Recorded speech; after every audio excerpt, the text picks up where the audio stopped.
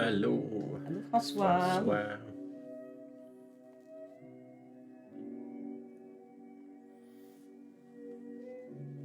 Yvon, Salut bonsoir. Yvon, bonsoir. Bonsoir Yvon. Marcel. Allô Marcel. Bonsoir Marcel. Allô Laurence. Laurence. Bonsoir Laurence. Une belle vigne. Oui, hein? J'aimerais ça d'avoir une de même dans ma cour. Ouh. Sandy. Bonsoir Sandy. Allô, Doris. Sandy, Coucou. Doris.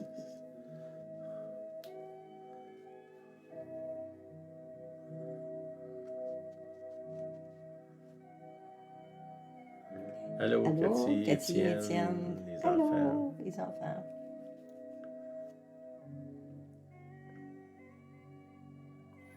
Allô Céline. Céline. Bonsoir Céline. Allô Françoise aussi. François, Patrick, notre Gaétane. ami André. Allô Bonsoir André. André. Daniel, bonsoir à vous deux. Caroline. Allô Caroline. Allô Caroline.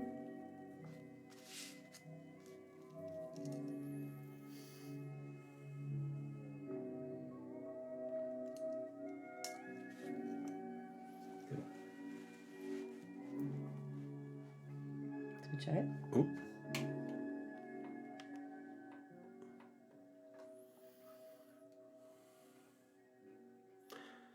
Salut Martin. Martin Morin. Bonsoir Martin. OK.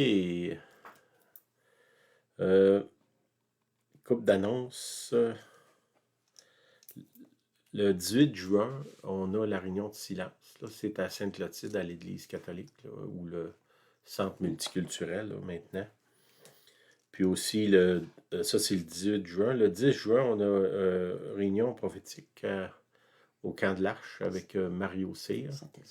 Ça, c'est à Saint-Elzéar. Si vous allez dans la page Najo, vous allez voir plus bas, il y a l'invitation pour ça. Il faut vous envoyer un email là, parce qu'il y a des repas, puis les gens qui préparent, il faut qu'ils savent combien on va être. On a déjà un bon groupe. C'est que vous êtes invités. Y a-t-il autre chose? Ben moi, j'ai une bonne nouvelle à vous annoncer. Une de nos filles avait quand même une grossesse à risque. Puis elle a donné naissance à un petit garçon jeudi matin. Maman, papa, bébé va bien, nouveaux parents, tout le monde est content. Fait qu'on remercie pour les prières. C'était quand même un sujet d'inquiétude depuis quelques mois. Puis merci, merci Seigneur a agi, c'est merveilleux. Amen. C'est bon, c'est bon. OK, aujourd'hui, je veux parler sur les fruits de l'intimité. C'est à partir de 2 Pierre, chapitre 1, verset 1.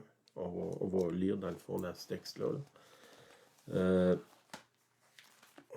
2 Pierre, c'est à la fin de votre Bible. là. C'est des petits épîtres, un petit peu avant l'Apocalypse. Si vous allez voir.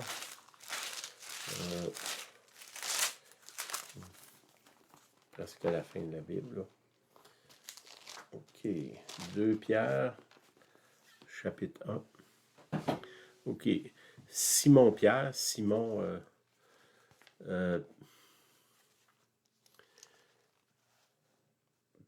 Pierre, serviteur et apôtre de Jésus-Christ, à ceux qui ont reçu en partage une foi du même prix que la nôtre, par la justice de Dieu notre Père et du Sauveur Jésus-Christ. OK. À ceux qui ont reçu en partage, ils ont obtenu l'adhérence. OK, le mot foi, dans une autre version de la Bible, c'est adhérence. Hein, quelque chose à laquelle on adhère, qu'on embarque, on se donne. Puis ça, c'est quelque chose d'important. Puis ça vient comment, à quel prix? Le prix de ça, c'est la croix. Puis je sais que Julienne a beaucoup sur son cœur un message centré sur la croix. Qu'est-ce qui s'est passé à la croix? Pourquoi, dans le fond, Jésus a dû mourir cette mort atroce-là? Il y a tout un parallèle. Là. Si vous écoutez les études de Julienne, vous allez voir le détail de ça.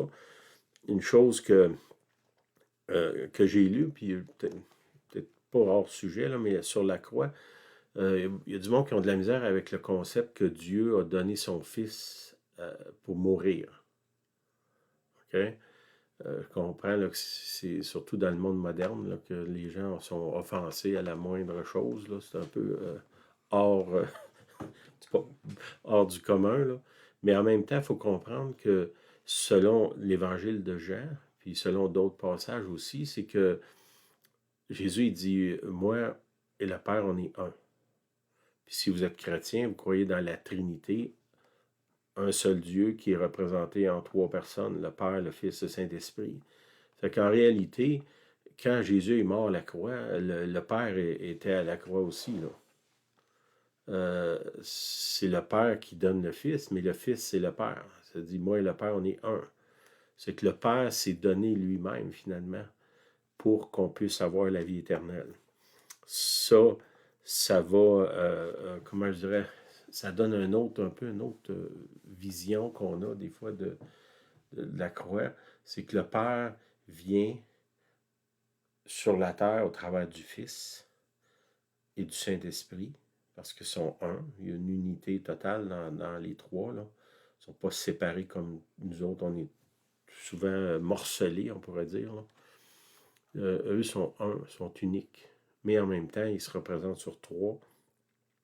Puis le Père est là. Il est là à la croix. Parce que lui et le Fils sont un. Hein? OK, ça c'est une affaire. C'est par la croix qu'on peut obtenir la foi reçue en partage une foi du même prix que la nôtre. Dans le fond, l'apôtre Pierre dit, ce que vous avez reçu, c'est la même chose qu'on a reçu. C'est important qu'on comprenne ça parce que, dans le fond, pour Dieu, on est tous sauvés de la même façon. Il n'y a pas personne qui est plus ou moins sauvé. Là. On est sauvé, on ne l'est pas. Mais en même temps, il y a quelque chose par rapport à l'obéissance. On pourrait dire que notre position dans le ciel va dépendre de notre obéissance. Notre entrée dans le ciel, c'est l'acte souverain de Dieu. Là. Ceux qui ont reçu en partage ont reçu quelque chose qu'on a reçu, on ne l'a pas gagné, ça nous a été donné au travers de la croix. Ça, c'est l'entrée dans le ciel. Okay, il y a des conditions, là, c'est pas genre je fais n'importe quoi de ma vie, puis je vais être sauvé à la fin. Là. Puis il est supposé d'avoir des fruits dans. Quand on est sauvé, on est supposé porter du fruit. Puis on sait qu'il y a quand même un niveau d'obéissance qui est demandé de la part du Seigneur, qui va nous positionner dans le ciel. Hein. Quand il dit un va être donné 10 villes, l'autre il rentre à peine dans le royaume. Là. Qu'est-ce qui se passe? La différence entre les deux, c'est un a obéi. Puis ça, c'est important qu'on fasse la distinction. Je ne suis pas sauvé par mes œuvres, je suis sauvé par le sang de Jésus, le sacrifice de la croix. Mais ma position dans le ciel, quand je vais être sauvé, ça dépend de mon obéissance sur la terre. Puis l'obéissance, c'est pas nécessairement un volume. Ça veut dire que si je suis appelé je sais pas, moi, dans ma vie, Dieu m'appelle à porter la croix du Christ, comme Simon de Cyrène. Mettons que c'est ça l'appel qu'il a sur sa vie. Là. La seule chose que Dieu va lui demander dans sa vie, c'est ça.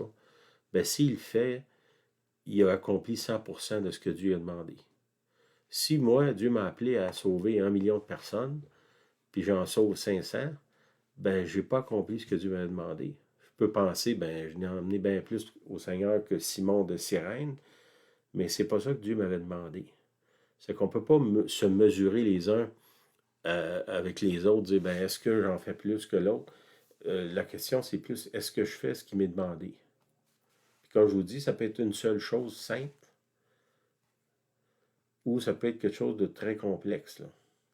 On voit les personnages de la Bible, il y en a qui sont demandés des grandes choses, il y a d'autres que c'est des choses qui sont, on pourrait dire, pas très, en tout cas à nos yeux, impressionnantes, mais l'idée, c'est est-ce qu'on obéit? Ça, c'est important qu'on comprenne la distinction entre les deux. Là. Verset 2. Que la grâce et la paix vous soient multipliées par la connaissance de Dieu et de Jésus, notre Seigneur. Okay.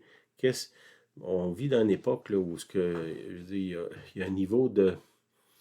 Il y a un niveau de stress, d'angoisse qui a augmenté depuis un bout, mais particulièrement depuis 2 ans. Là. Puis, beaucoup de gens ont perdu la paix. Puis la grâce qui nous soutient dans les épreuves, il y a des gens, on dirait que la grâce les a glissés des mains.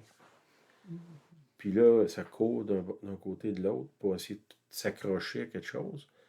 Mais qu'est-ce que Dieu nous donne? Ça dit que la grâce et la paix vous soient multipliées. Pas juste données, là, ici, il parle multiplier. Je ne sais pas si vous êtes comme moi, mais dans les temps qu'on vit là, d'avoir la grâce et la paix, c'est un trésor. Puis là, l'apôtre Pierre nous dit que ça vous soit donné, ça vous a été donné du ciel, puis ça vous soit multiplié par la connaissance de Dieu et de Jésus-Christ notre Seigneur. Bon, ici, le mot connaissance, c'est un mot qui veut dire pas je le connais, j'en ai entendu parler ou j'ai lu sur lui. Là. C'est une connaissance qui est intime. C'est le même mot qui est utilisé dans les rapports sexuels. Là. Bon, on parle d'intimité, là.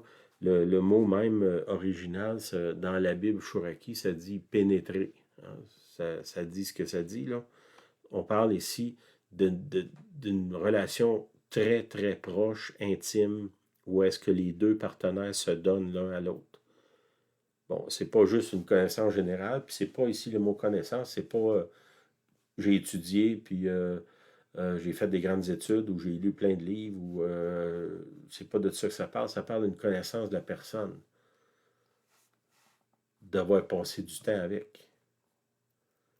Puis ça, c'est important. Si, je sais pas, mettons, Julienne est écrivaine, puis elle écrit 40 livres. Même si j'apprends les 40 livres par cœur, ça ne me fait pas connaître Julienne. Là. C'est que ça, c'est important qu'on fasse la distinction. Ici, quand il parle de connaissance, c'est pas une connaissance intellectuelle, c'est une intimité qui est là, puis cette intimité-là vous soit multipliée par la connaissance. Qu'est-ce qui amène la paix puis la grâce? C'est l'intimité avec Dieu. C'est que si vous êtes dans une époque trouble de votre vie, que vous avez l'impression que la paix, je me demande où ce qu'elle est, ou peut-être la grâce, je me sens constamment coupable, tu sais, la grâce, c'est une faveur que tu ne mérites pas. Bon, on sait qu'on est loin d'être méritant, là, des fois, mais la grâce, ça vient vers nous quand même. Mais comment est-ce qu'elle vient vers nous? Elle vient au travers de la connaissance de l'intimité avec Dieu.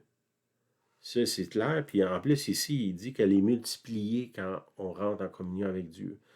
Si vous êtes troublé, vous avez perdu la paix, vous avez peut-être l'impression d'avoir perdu la grâce, ben au lieu de courir partout, là, c'est peut-être le temps de s'approcher de Dieu, passer du temps avec lui. Comment on fait ça? Pour passer du temps seul, si possible, en silence devant le Seigneur. Enfermez-vous à quelque part. Puis, pour que vous puissiez avoir cette connaissance-là. OK? Dans Job, bon, Dieu, il dit dans le livre de Job, c'est un livre dans l'Ancien Testament, Satan vient voir Dieu, puis là, Dieu, il dit, as-tu remarqué mon serviteur Job? Il est fidèle dans toutes mes voies, puis Dieu vante Job de façon extraordinaire, là.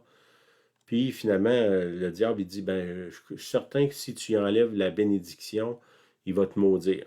Puis là, on connaît l'histoire, là, c'est un peu la vie de Job, là, que ça parle de quelqu'un qui perd tout ce qu'il avait, là. Puis vers dans la fin du livre de Job, au chapitre 42, verset 5, ça c'est Job, duquel Dieu dit, as-tu remarqué mon serviteur Job? Quand même, Dieu le connaissait, puis il disait que c'est un homme extraordinaire.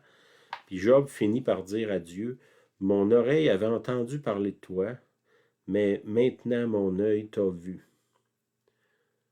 Okay? Il y a une différence. Il avait entendu parler, il pensait qu'il le connaissait, mais là, au travers de la tempête, Dieu vient le rencontrer, puis là, il dit, là, maintenant, mon œil t'a vu. Je suis rentré dans un autre niveau de relation avec toi, là. Malgré que même Dieu le louait lui-même, là. C'est que Dieu nous appelle à une plus grande intimité, une plus grande connaissance, en connaissance pas intellectuelle, pas juste j'ai entendu parler de toi ou j'ai lu un livre sur toi ou j'ai appris la Bible par cœur. C'est pas de ça qu'on parle. On parle de connaître Dieu, connaître sa voix. Ça dit mes brebis entendent ma voix. Ça, c'est Jésus qui dit ça. Si on est les brebis du Seigneur, on devrait être capable d'entendre sa voix. On devrait être capable, ça dit même dans l'épître de Jean, dans l'évangile de Jean, que le Saint-Esprit, qui est Dieu, qui est un avec Jésus, qui est un avec le Père, il va nous conduire dans toute la vérité. Il va nous enseigner les choses à venir. Il va nous parler. Il va nous conduire. On voit ça si vous lisez le livre des Actes, il n'y a aucun acte d'évangélisation dans le livre des Actes qui n'est pas accompagné d'un miracle ou d'un événement surnaturel. Ça devrait être notre quotidien. Comment ça vient en passant du temps avec le Seigneur? Le connaître, comme un peu Job, j'ai entendu parler. Après ça, s'aimer. Le connaître, c'est l'aimer. L'aimer, c'est le connaître. Après ça, ça devrait nous amener à l'abandon. Okay, je peux aimer quelqu'un, être en amour avec quelqu'un, sans m'abandonner. Puis ça, il y a beaucoup de gens qui ont, pour toutes sortes de raisons bonnes ou mauvaises, ils ont peur de s'abandonner, de faire confiance. Puis ce que ça fait, c'est que tu ne peux pas arriver à une profondeur de relation avec Jésus-Christ s'il n'y a pas l'abandon. Pour moi, le combat de la vie chrétienne, c'est l'abandon. Est-ce qu'on est capable de s'abandonner dans les mains de Dieu, lui faire confiance? Puis ça, je pense que si on arrive là, c'est presque la fin de tous les autres combats de notre vie. Là. La peur de manquer, la peur de ci, la peur de ça. Si on s'abandonne vraiment puis qu'on expérimente l'intimité avec Dieu, ben normalement, le mot peur ne devrait plus être dans notre vocabulaire ni dans notre vie. Parce que on a appris à faire confiance à Dieu. Ben, est-ce que ça se fait dans une journée? La réponse est non. Est-ce qu'il faut commencer? Oui. Ça devrait être un combat. Comme je vous dis, pour moi, c'est le combat de la vie chrétienne. L'ultime combat, c'est l'abandon. Puis ceux qui se sont abandonnés dans les mains de Dieu, ils rentrent vraiment dans le royaume de Dieu. Puis à ce moment-là, ils vivent les choses du royaume. Toute la provision de Dieu, les miracles, les signes, les prodiges, ça, c'est le fruit de l'abandon. OK. Faire confiance. Puis peut-être que si vous avez été trompé dans vos tentatives d'abandon dans le passé, mais demandez au Seigneur qu'il vous guérisse. Parce que vous ne devez pas, comment je dirais, vous ne pouvez pas vous empêcher de rentrer dans l'intimité parce que vous avez peur. Ça, c'est la plus grande erreur qu'on peut faire, surtout en relation avec Dieu. De s'empêcher parce qu'il y a eu ci, il y a eu ça. Bon, vous comprenez que l'Église, ce n'est pas le Seigneur. Peut-être que vous avez été blessé dans l'Église. Mais avez-vous déjà pensé que vous avez blessé du monde? Hein? Peut-être que oui, hein? Peut-être que certainement. Là. C'est que oui, moi j'ai été blessé, mais moi aussi j'en ai blessé d'autres. Là. C'est qu'il faut à un moment donné, j'arrête d'accuser les autres, puis peut-être me regarder moi-même, puis d'aller devant le Seigneur. Puis Seigneur, délivre-moi de la peur, de l'abandon. Apprends-moi à entrer dans une vraie relation d'amour avec toi. Puis peut-être de ça va découler d'autres relations d'amitié profonde, d'amour aussi peut-être. D'après moi, la source, c'est le Seigneur, premièrement. Là. Surtout si on a été blessé avant. Là. Passez pas votre vie enfermée dans la peur parce que vous avez déjà eu une mauvaise expérience. C'est pathétique de vivre là. Verset 3. Comme sa divine puissance nous a donné tout ce qui contribue à la vie et à la piété. OK? Là, on a vu que, dans le fond, par la connaissance, l'intimité avec lui, on reçoit la grâce, la paix, puis est multipliée même. Puis là, le verset 3, il dit « Sa divine puissance nous a donné tout ce qui contribue à la vie et à la piété. » Là, aussi, en plus de la grâce, de la paix, on reçoit la vie, la piété. La vie, c'est pas juste je suis en vie. Tu sais, les mollusques qui sont en vie, là, ça veut pas dire qu'ils ont une vie excitante, là. Les pissenlits, là, aussi, sont en vie. Plus beaucoup, là, parce que j'ai passé à la tondeuse, mais ils sont en vie, mais ils font pas grand-chose. Mhm. La vie que Jésus nous promet, c'est une vie d'abondance. Une vie qui est remplie de toutes sortes d'expériences, d'étonnements, de clins d'œil. Ça, c'est la vie que Dieu nous donne. La vie, la piété, euh, au moyen de la connaissance de celui qui nous a appelés par sa propre gloire et par sa vertu. OK? Comment ça vient, la vie, la piété? Par le moyen de la connaissance. Encore là, on voit, ces choses-là viennent par l'intimité. Okay? C'est sa divine puissance qui nous donne ces choses, qui contribuent à la vie. Ça vient de lui, mais c'est activé par l'intimité. Fait que je peux croire puis avoir la certitude que Dieu veut me donner la vie, mais si je ne rentre pas dans l'intimité, ça ne sera pas activé. Je peux avoir la connaissance de ça, ces versets-là, je peux les savoir par cœur, là, puis les réciter, mais si moi je ne rentre pas dans l'intimité avec lui, ça n'arrivera pas, là. Ça va peut-être juste m'amener à plus de frustration, là.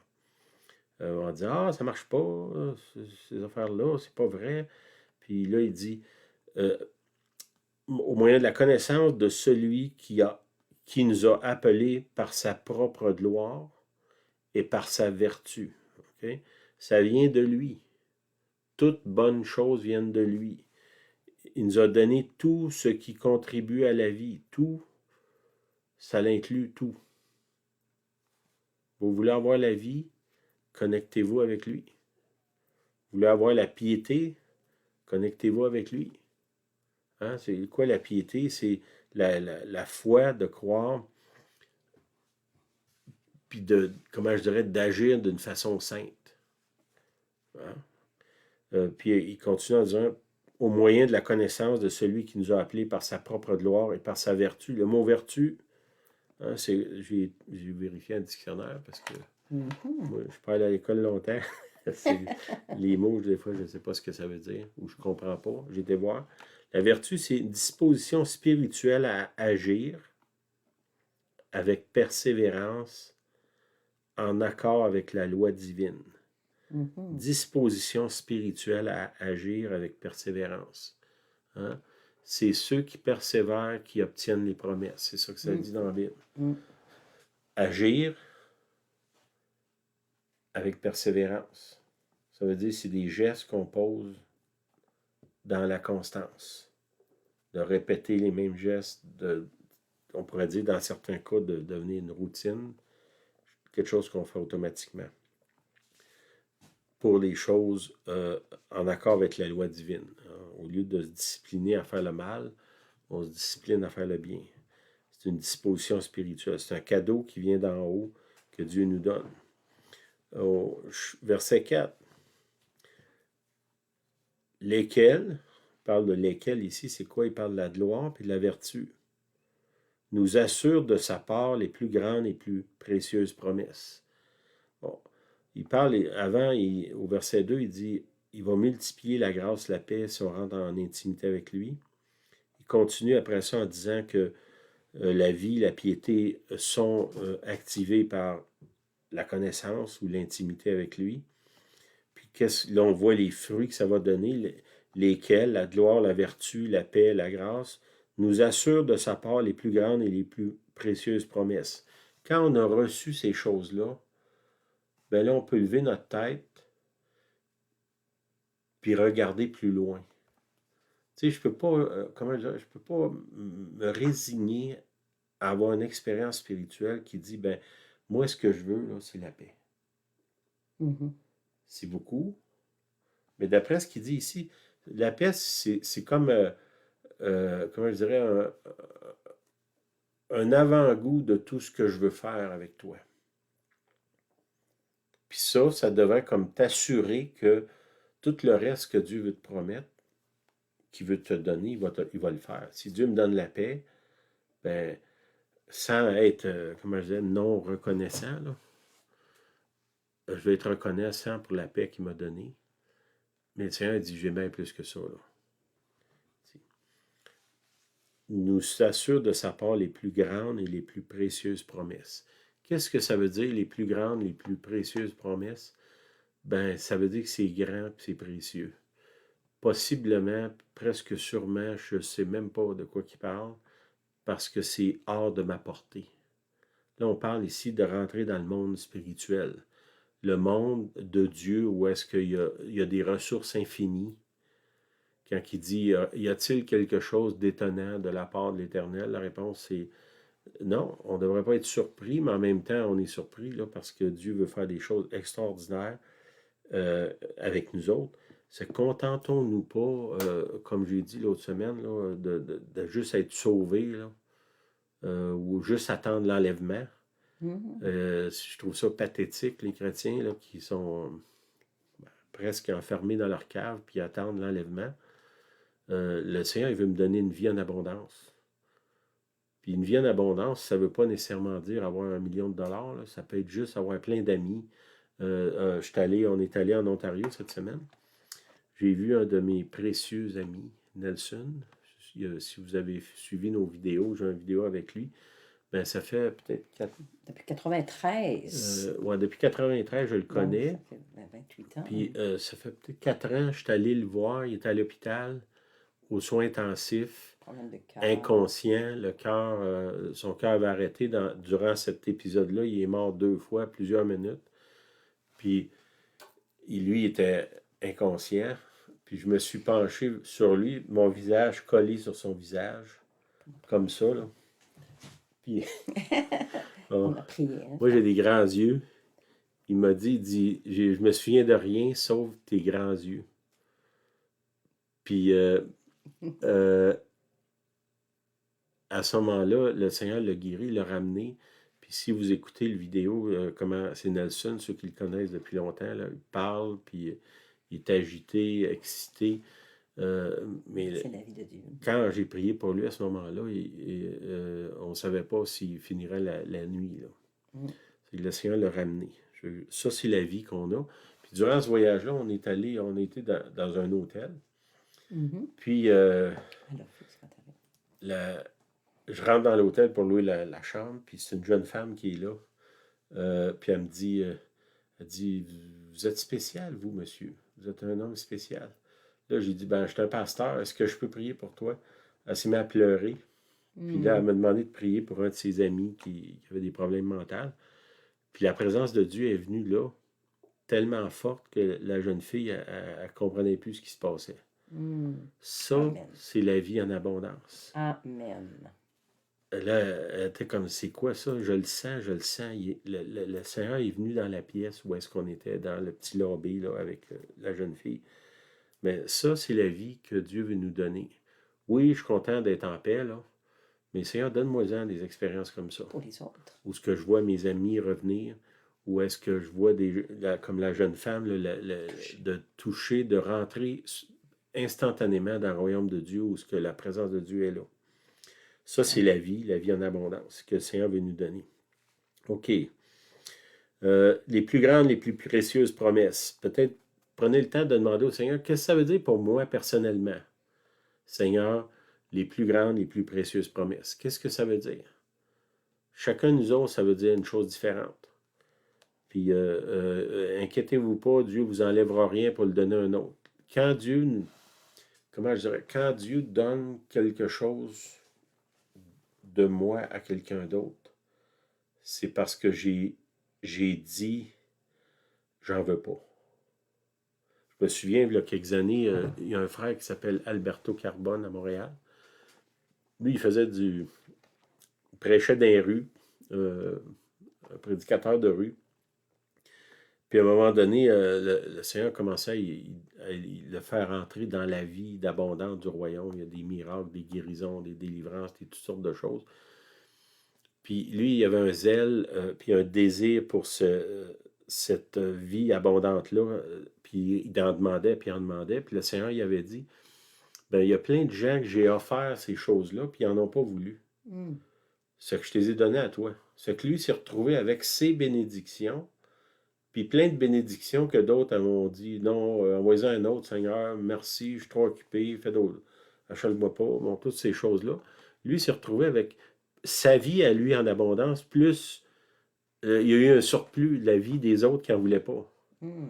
C'est qu'il a vu plein de miracles qui n'étaient pas destinés à lui, mais qui ils ont finalement échoué sur lui parce que les autres qui étaient supposés de les performer, ces miracles-là, de les faire, ils ont dit non.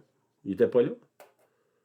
C'est que je ne sais pas si on peut être gourmand à ce point-là, de dire, ben Seigneur, donne-moi mes bénédictions, puis donne-moi de ceux des autres qui n'en veulent pas. Mm. Mais commencez par les vôtres, puis soyez comme lui. J'avais aimé cette attitude-là de cet homme-là, qui en voulait tellement, qui a reçu ce que les autres en voulaient pas finalement. Là. OK. Je ne sais plus où je suis rendu. Verset 4. OK. Afin que par elle, les gloires, les vertus, la grâce, la paix, vous deveniez participants à la nature divine. Là, c'est quelque chose de spécial. Là, Dieu dit, tu vas devenir participant à ma nature. Qu'est-ce que ça veut dire? Est-ce que ça veut dire que la nature de Dieu va s'imprégner dans moi? Ben, ça ressemble à ça. Dans Jean 17, au verset 21, ça dit, c'est Jésus qui parle, il dit, afin que tous, en parlant de nous, soient un, qu'on soit un ensemble, comme toi, Père, tu es en moi et comme je suis en toi, afin qu'eux aussi soient un en nous, pour que le monde croie que tu m'as envoyé. Okay? J'ai l'impression que participer à la divine nature, c'est devenir un en eux en parlant du Père, le Fils, le Saint-Esprit. On est invité à devenir un avec eux. Selon Jean, c'est Jésus qui dit ça. Je n'essaierai même pas de l'expliquer, là.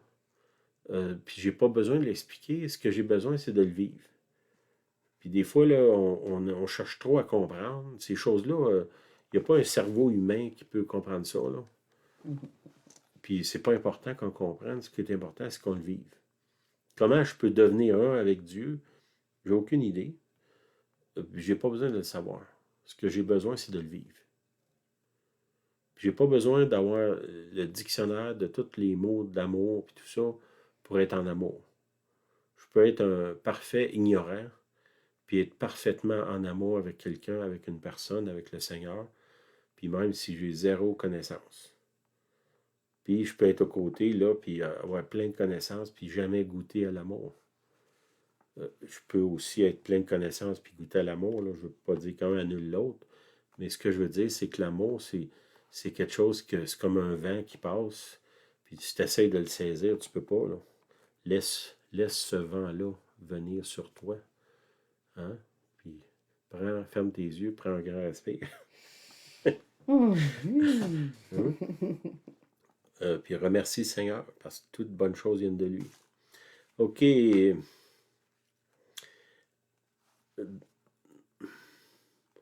OK, comment est-ce que la vertu vient devenir participant à la nature divine? Là, il va tomber dans notre part à nous. Là.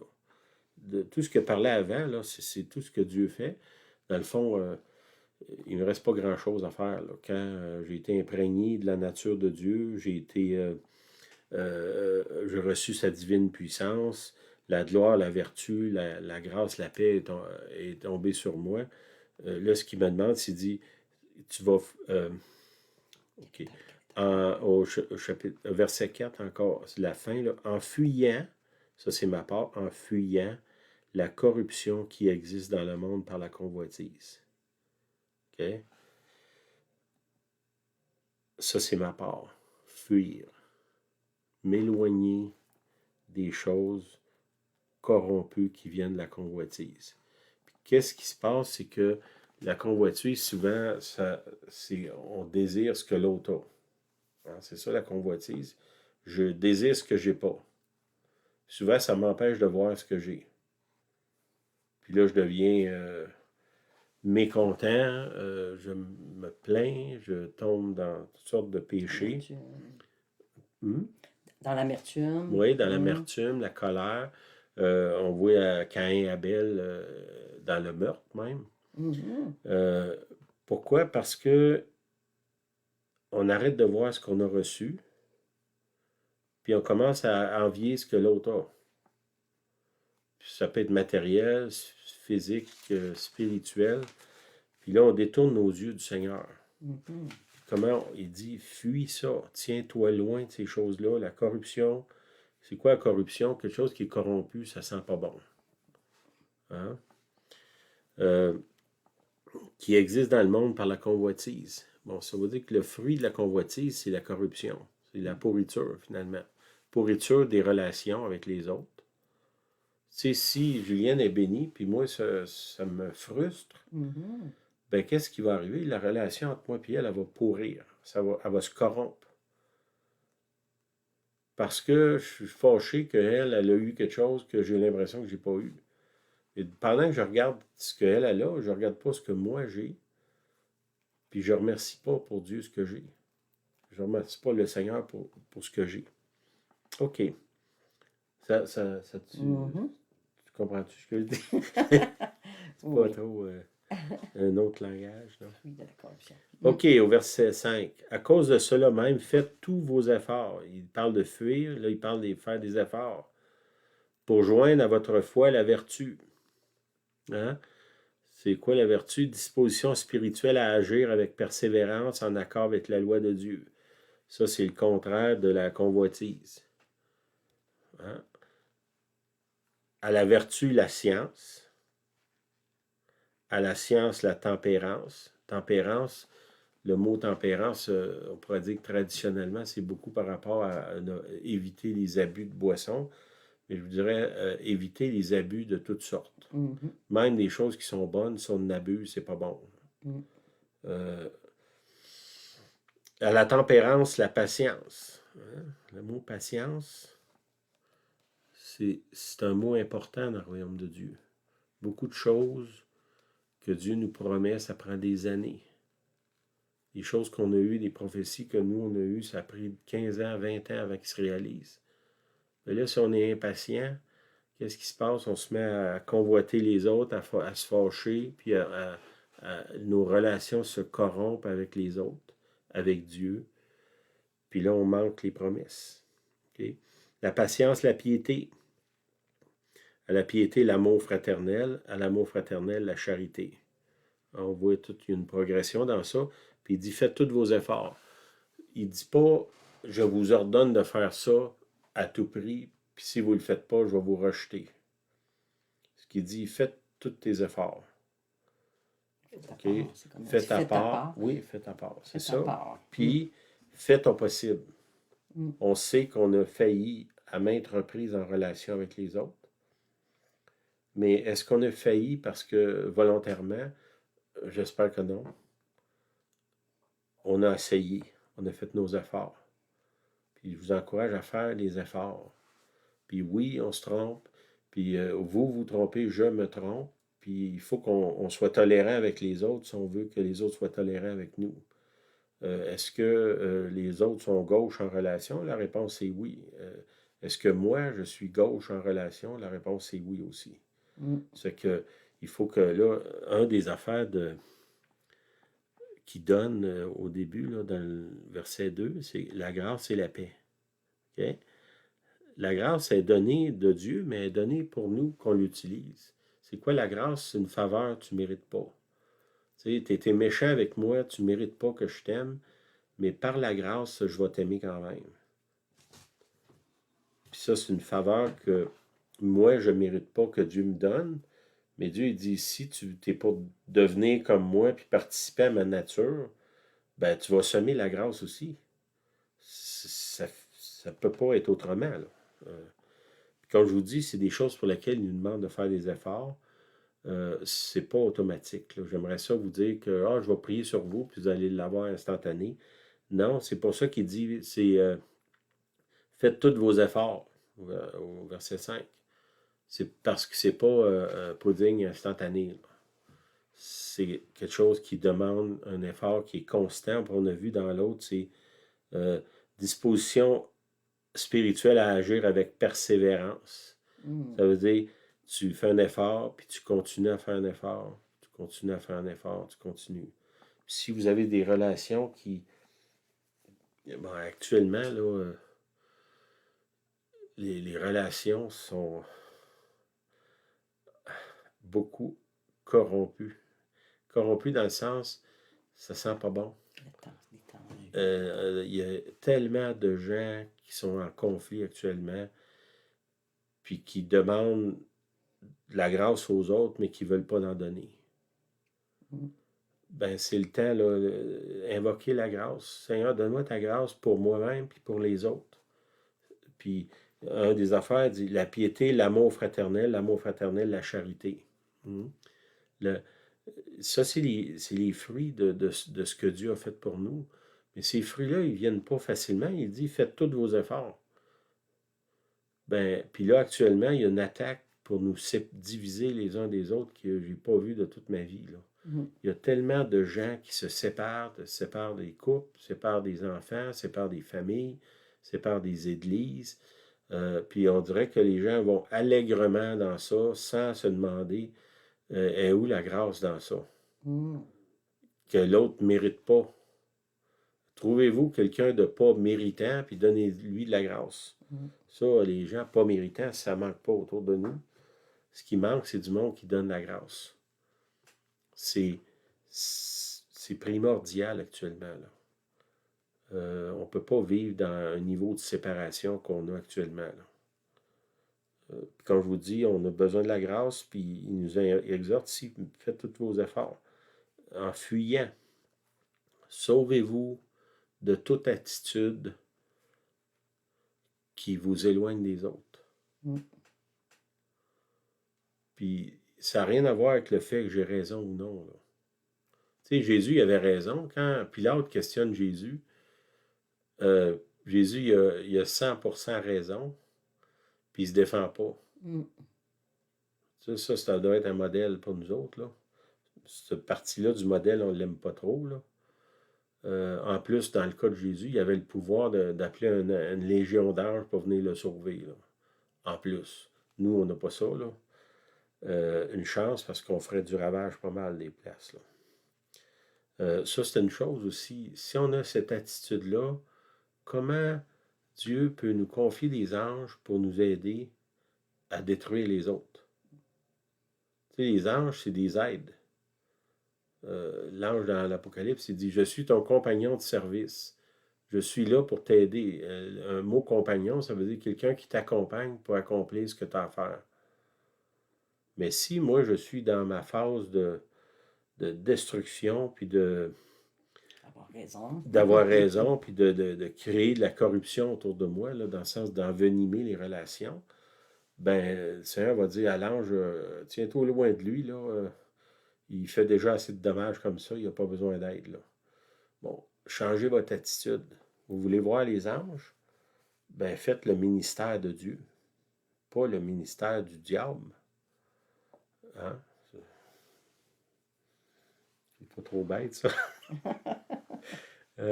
Non, c'est un appel, dans le fond, que je fais là, envers vous.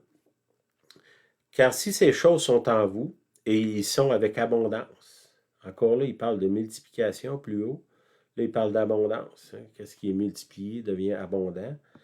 Elles ne vous laisseront point oisifs ni stériles pour la connaissance de notre Seigneur Jésus-Christ. Okay? Là, on voit qu'au début, il dit, c'est la connaissance de Dieu qui te donne toutes ces choses.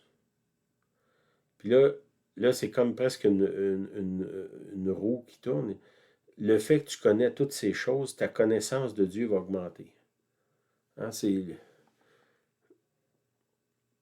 pensais à l'annonce quand j'étais jeune, il y avait l'annonce des saucisses high grade. Il disait, elles sont plus fraîches parce que plus de gens en mangent, et plus de gens en mangent parce qu'ils sont plus fraîches. Hein? C'est un peu ça, là. C'est plus que je connais Dieu, plus que je suis poussé à le connaître. C'est qu'il y a Dieu qui vient vers moi, puis on dirait que ça crée quelque chose en moi, ça crée un retour vers lui. Puis là, on enclenche un mouvement perpétuel, finalement. Tu sais, il y a plein de monde depuis des siècles qui cherchent le mouvement perpétuel. Ben, il est là, là. Je connais Dieu, je me laisse aimer, je retourne l'amour. Puis là, c'est une roue. Puis je ne peux pas juste recevoir de Dieu. Naturellement, je vais redonner. Puis quand je donne de cette façon-là, je ne suis pas en train d'essayer d'acheter mon salut ou de faire effacer une erreur que j'ai faite. C'est le fruit naturel de l'amour, le flot qui vient, là, qui coule. Euh, son action envers moi me pousse à agir envers lui. Son action envers moi me pousse à agir envers lui.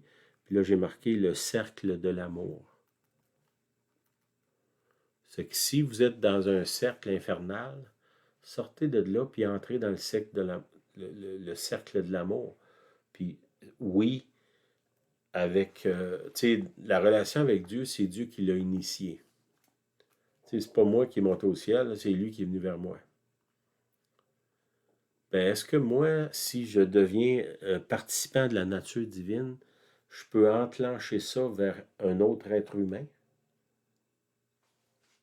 Le cercle de l'amour, avoir une action envers l'autre, qui va pousser l'autre à agir, pas nécessairement juste envers moi, mais à faire du bien au lieu de faire du mal. Puis ça ne doit pas être tourné vers moi, là, nécessairement. De déclencher le cercle de l'amour dans notre entourage. Verset 9. Mais celui en qui ces choses ne sont point est aveugle. Il ne voit pas loin. Il a mis en oubli la purification de ses anciens péchés. Et là, il amène de quoi de négatif en disant, ben, est-ce que ces choses-là sont dans toi? Puis là, j'ai énuméré un paquet d'affaires. Relisez-le, réécoutez-le si vous... parce qu'il y a beaucoup de choses dans un petit passage, pas long, là, mais il dit, ces choses-là ne sont pas dans toi. Il parle de quoi? Il parle de, premièrement, la grâce, la paix, la vertu, la gloire, qui déclenche toutes les autres choses, là. La foi, la vertu, la science, la tempérance, la patience, la piété, l'amour fraternel, l'amour, la charité. Ça, ces choses-là, il dit, si celui en qui ces choses ne sont point est aveugle. Puis un des signes d'être aveugle, c'est que tu ne vois pas l'autre.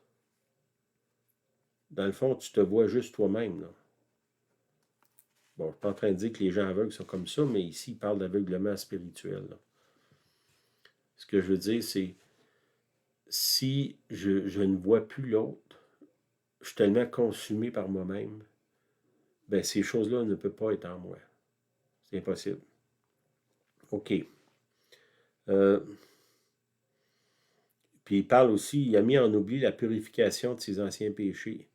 Hein? C'est retourner aux anciennes choses qu'on faisait. Puis actuellement, beaucoup de gens qui tombent dans la corruption. Corruption, comme je vous ai dit, ça parle des choses qui se détruisent, qui sentent pas bon. Ben, ils se sont éloignés de Dieu. Parce que, bon, une des raisons, c'est que les églises ont fermé. Beaucoup de gens, leur vie spirituelle, elle tourne autour de l'Église. Les églises ont été fermées un bon bout de temps. Il y a beaucoup de gens qui ont été isolés pour de bonnes ou mauvaises raisons. C'est pas important.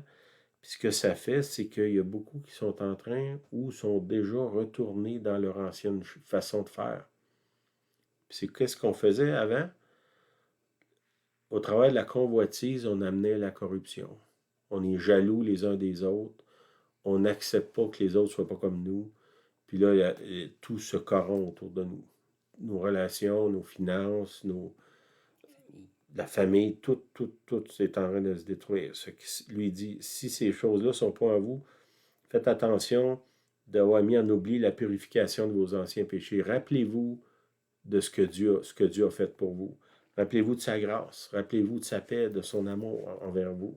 de ce qu'il vous a donné. Remerciez-le, soyez reconnaissants. OK, au verset 10. C'est pourquoi, frères, appliquez-vous d'autant plus à affermir votre vocation et votre élection, car en faisant cela, vous ne broncherez point. OK, ici, il parle d'appliquez-vous. Plus haut, il dit faites tous vos efforts. Puis avant ça, il dit fuyant. OK, trois choses qu'il nous demande de faire, nous autres. Fuir la corruption, faire tous mes efforts pour faire le bien. Là, il y a une énumération. Après ça, appliquez-vous. Hein? Ça veut dire, soyez pas négligents. Faites ce qui doit être fait. D'autant plus à affirmer votre vocation. C'est quoi votre vocation? Vous êtes appelé à devenir participant à la nature divine. Ça, c'est ma vocation. Je suis appelé à devenir un avec Dieu. C'est grand, là. C'est pas une petite chose. Mais qu'est-ce qu'il dit? Applique-toi à le faire. Prends ça au sérieux. Car en le faisant cela, vous ne broncherez jamais. Ça veut dire que même s'il y a une tempête qui vient contre nous, puis je crois personnellement qu'il y a une tempête au moins financière qui s'en vient contre nous autres, là, ben, si on n'est pas affermi, puis on n'a pas appliqué notre vie à ça, on va être emporté dans cette tempête-là parce qu'on va perdre la foi, on va perdre le repère. Si on n'a pas l'intimité avec Dieu, on n'a pas appris à faire confiance. On a juste comme une connaissance intellectuelle de Dieu. C'est pas suffisant. Il faut savoir, je sais que je sais que je sais qu'il m'aime.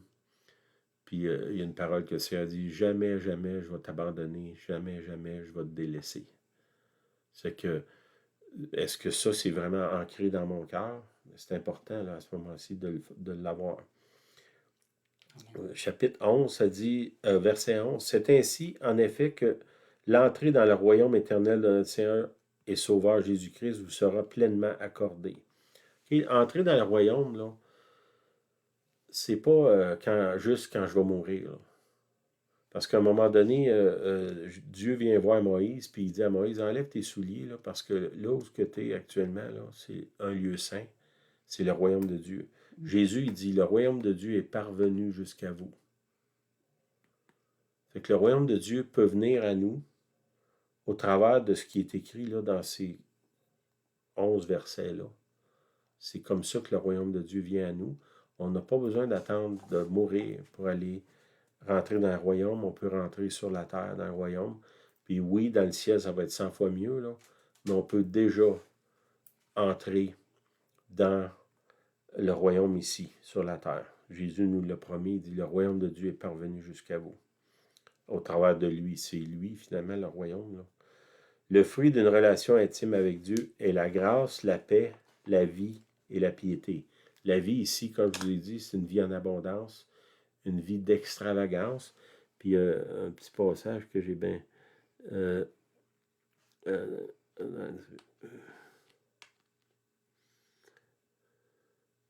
nous assure de sa part les plus grandes et les plus précieuses promesses. Qu'est-ce que ça veut dire? Demandez-lui pour vous qu'est-ce que ça veut dire. Le Seigneur, il a certainement dans son cœur de vous le dire, là, parce qu'il vous aime. Puis parce qu'il veut partager une aventure avec vous. La vie de Dieu, la vie avec Dieu, c'est une aventure. Amen? Amen. OK. C'est tout ce que... Tu fais quelque chose à... Je vais ajouter le mot participer à la nature divine, c'est que chacun a sa part. Tu sais, dans le mot participe, il y a part. J'ai une part, Sylvain l'a bien expliqué, je résume ce que Sylvain a dit. Dieu a une part. Puis ensemble, on va progresser, on va marcher dans cette vie-là terrestre. C'est un très bon message. Merci Sylvain. Moi, il y a deux mots que j'ai retenus. C'est dans le verset 8, car si ces choses sont en vous, et ensuite le verset 9, mais celui en qui ces choses sont. Le mot en, c'est drôle, moi je vois ça comme de l'intimité, parce que je me suis souvenu d'avoir été longtemps dans des assemblées, dans des services dominicaux, là. Puis on disait par lui, avec lui et en lui. C'est quelque chose que je médite depuis quelque temps. Donc, par Dieu, on a accès au royaume. Avec Dieu, il nous donne toutes ses grâces et promesses, mais en lui, En veut dire l'intimité. Quand on est en lui, mais comment on peut être en lui? Ça a été une recherche de longue date pour moi. C'est le silence extérieur qui favorise le silence intérieur. Donc, pour moi, le silence a permis d'aller en lui. Probablement qu'il était là en moi, mais moi, je ne l'avais pas encore perçu. Donc, je rappelle, le silence extérieur favorise le silence intérieur. Si vous voulez une intimité avec Dieu, ça prend nécessairement du silence. Puis quand dans l'Apocalypse, au chapitre 8, quand Jean, je pense que c'est Jean, qui arrive au ciel, puis il y a un silence dans le ciel. Apocalypse chapitre 8 au verset 1, c'est là qu'on retrouve le silence. Quand on arrive dans le royaume de Dieu, il y a un silence. Mais ce silence-là, il faut vraiment le trouver en nous, en faisant un silence à l'extérieur de nous. Donc, prenez quelques minutes par jour, devenez intime avec Dieu parce qu'il est en vous, il est avec vous, et par lui, ben, on peut réussir une vie d'abondance, des activités, accomplir une mission, par exemple, notre appel. Fait que le mot participer, c'est énormément intéressant dans cette étude-là. Fait que je vous encourage. Amen. Mais Seigneur, je prie Amen. pour chacun de nous qu'on puisse avoir des fruits de ça en abondance, les fruits de l'intimité, Seigneur. Que l'image qu'il y a derrière moi, là, que notre vie ait autant de fruits que ça. Amen. Des fruits qui sont abondants, alléchants. Puis, Seigneur, que tu puisses donner à chacun de nous, Seigneur, ta grâce. Une grâce. Pour entrer dans ces choses-là, Seigneur. Tu as une vie abondante pour nous. Tu as des choses extraordinaires que tu veux nous révéler, que tu veux faire avec nous. Seigneur, je te demande de nous donner la conscience que tu es là, tu marches avec nous au quotidien, puis tu veux nous étonner, tu veux nous montrer à quel point tu nous aimes, puis au travers de nous montrer à quel point tu aimes le monde. Au nom de Jésus, je prie. Amen. Amen. Amen. Merci d'être là. Merci, bonne semaine. Des bons commentaires, c'est toujours intéressant de vous lire. Bonne semaine à chacun. Bonne semaine. Amen. Amen.